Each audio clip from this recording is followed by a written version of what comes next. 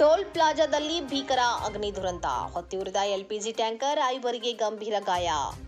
ಉತ್ತರ ಪ್ರದೇಶದ ಕೌಶಂಬಿ ಜಿಲ್ಲೆಯ ಖೋಖರಾಜ್ ಹಾಂಡಿಯಾ ಬೈಪಾಸ್ ಟೋಲ್ ಪ್ಲಾಜಾದಲ್ಲಿ ಶುಕ್ರವಾರ ಮುಂಜಾನೆ ಎಲ್ಪಿಜಿ ಟ್ಯಾಂಕರ್ನಲ್ಲಿ ಗ್ಯಾಸ್ ಸೋರಿಕೆಯಾಗಿ ಭೀಕರ ಅಗ್ನಿ ದುರಂತ ಸಂಭವಿಸಿದೆ.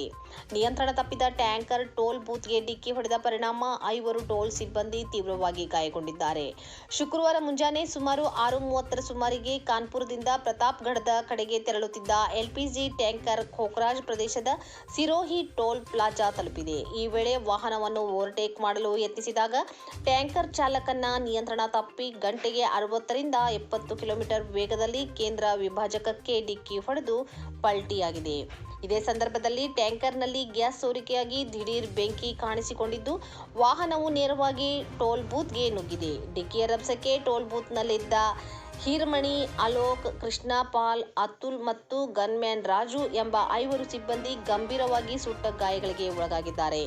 ತಕ್ಷಣವೇ ಅವರನ್ನು ಜಿಲ್ಲಾ ಆಸ್ಪತ್ರೆಗೆ ದಾಖಲಿಸಿ ಚಿಕಿತ್ಸೆ ನೀಡಲಾಗುತ್ತಿದೆ. ಅದೃಷ್ಟವಶಾತ್ ಬೂತ್ನಲ್ಲಿದ್ದ ಇತರ 8ರಿಂದ 10 ಸಿಬ್ಬಂದಿ ಸಮಯ ಪ್ರಜ್ಞೆ ಮೆರೆದು ಓಡಿ ಹೋಗುವ ಮೂಲಕ ಪ್ರಾಣಾಪಾಯದಿಂದ ಪಾರಾಗಿದ್ದಾರೆ. ಅಪಘಾತ ಸಂಭವಿಸುತ್ತಿದ್ದಂತೆಯೇ ಟ್ಯಾಂಕರ್ನ ಚಾಲಕ ಮತ್ತು ನಿರ್ವಾಹಕ ಸ್ಥಳದಿಂದ ಪರಾರಿಯಾಗಿದ್ದಾರೆ.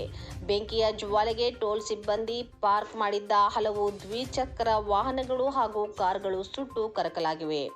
ಘಟನಾ ಸ್ಥಳಕ್ಕೆ ಖೋಖರಾಜ್ ಸೇರಿದಂತೆ ಸುತ್ತಮುತ್ತಲಿನ ಹಲವು ಪೊಲೀಸ್ ಠಾಣೆಗಳ ಸಿಬ್ಬಂದಿ ಧಾವಿಸಿದ್ದು, ಮುನ್ನೆಚ್ಚರಿಕೆ ಕ್ರಮವಾಗಿ ಟೋಲ್ ಪ್ಲಾಜಾ ಸುತ್ತಲಿನ ಅರ್ಧ ಕಿಲೋಮೀಟರ್ ಪ್ರದೇಶವನ್ನು ಬ್ಯಾರಿಕೇಡ್ ಹಾಕಿ ಸೀಲ್ ಮಾಡಿದ್ದಾರೆ. ಸದ್ಯ ಈ ಮಾರ್ಗದಲ್ಲಿ ಸಂಚಾರವನ್ನು ಸಂಪೂರ್ಣವಾಗಿ ಸ್ಥಗಿತಗೊಳಿಸಲಾಗಿದೆ.